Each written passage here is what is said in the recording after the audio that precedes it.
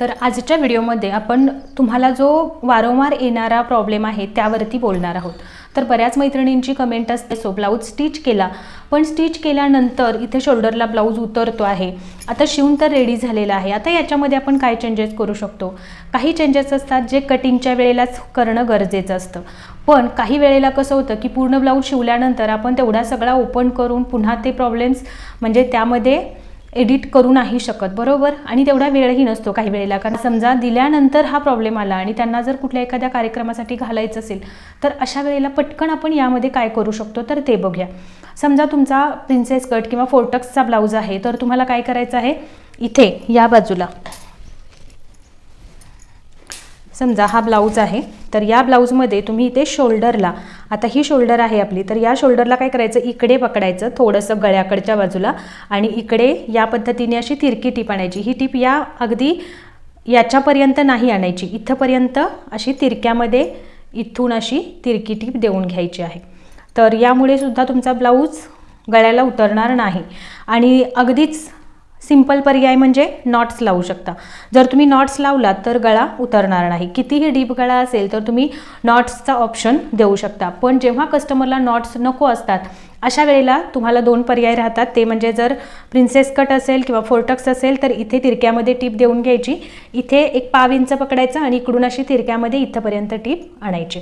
आणि दुसरा कटोरी ब्लाऊज असेल तर कटोरी ब्लाऊजमध्ये, आता हा फोर्टक्स ब्लाऊज आहे पण कटोरीमध्ये आपल्याला कटोरी आपण इथून अशी जोडलेली असते, बरोबर।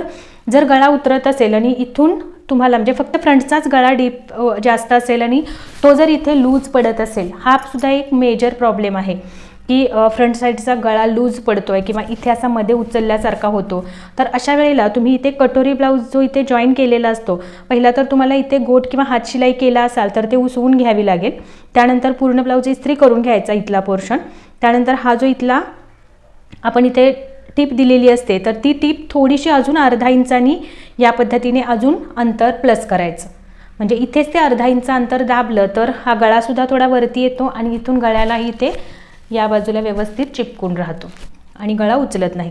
तर ह्या दोन टिप्स महत्त्वाच्या आहेत। ब्लाऊज शिवल्यानंतर जर असे काही प्रॉब्लेम्स येत असेल तर तुम्ही या पद्धतीने ते करू शकता। तर आणि अजून एक म्हणजे जर तुम्ही गोट घेणार असाल तर गोट घेताना म्हणजे इथून पुढे लक्षात ठेवायचं की गोट घेताना या पोर्शनमध्ये म्हणजे इथे जो आपला शोल्डर जोडलेला आहे तर शोल्डरच्या या बाजूला आणि या बाजूला एवढ्या अंतरामध्ये आपल्याला गोट किंवा हातशिलाईसाठी जरी पट्टी लावणार असाल तर ती थोडी ओढून लावायची, म्हणजे या शोल्डरच्या या बाजूला 2 इंच आणि या बाजूला 2 इंच एवढ्या अंतरामध्ये ती पट्टी खेचून लावली की सुद्धा आपला ब्लाऊज शोल्डरवरून असा उतरत नाही, तो तिथे इथे शोल्डरला व्यवस्थित असा टाईट बसतो।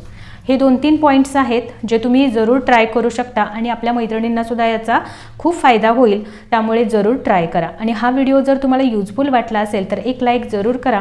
चॅनलवरती पहिल्यांदाच असाल तर चॅनलला सबस्क्राईब करून बेल आयकॉन आहे ते ऑलवरती सेट करा की जेणेकरून जेव्हा असा नवीन व्हिडिओ मी तुमच्यासाठी अपलोड करेन तेव्हा त्याचे नोटिफिकेशन तुम्हाला सगळ्यात अगोदर मिळेल।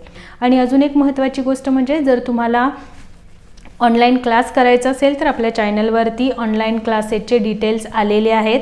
1 मेपासून आपला ऑनलाईन क्लास चालू होत आहे, त्याच्यासाठी तुम्हाला इथे मी खाली डिस्क्रिप्शनमध्ये नंबर देते, त्या नंबरवरती कॉन्टॅक्ट करून डिटेल्स घ्यायचे आहेत। कोर्सची फीसुद्धा खूप कमीत कमी आहे, त्यामुळे जरूर एकदा व्हॉट्सअप करून घ्या आणि कोर्सला ॲडमिशन जरूर करा। तर चला भेटूया पुढच्या व्हिडिओमध्ये, तोपर्यंत ओम साईराम, काळजी घ्या स्वतःची, बाय।